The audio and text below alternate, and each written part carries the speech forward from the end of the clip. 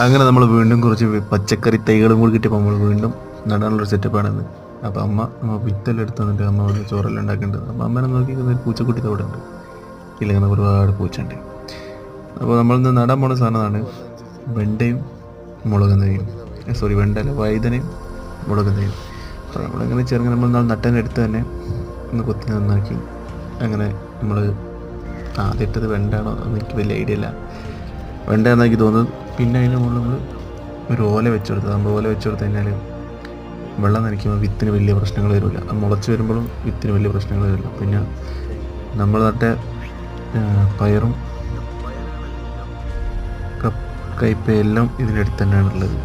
അപ്പോൾ അതെല്ലാം അത്യാവശ്യം നല്ല സെറ്റായി വലുതായി വന്നിരിക്കുന്നത്. കയ്പ ഇതിന് നേരെ അപ്പുറത്ത് തന്നെ കയ്പ പുതിയ ഇലകളൊക്കെ ഇട്ട് വന്നിരുന്നു. പക്ഷെ നമ്മൾ വിത്ത് ചെയ്തത് വെണ്ട നട്ടത് എങ്ങനെ ഒരിക്കലും ചെയ്യരുതെന്ന് പറഞ്ഞത് നമ്മുടെ വലിയ കാരണം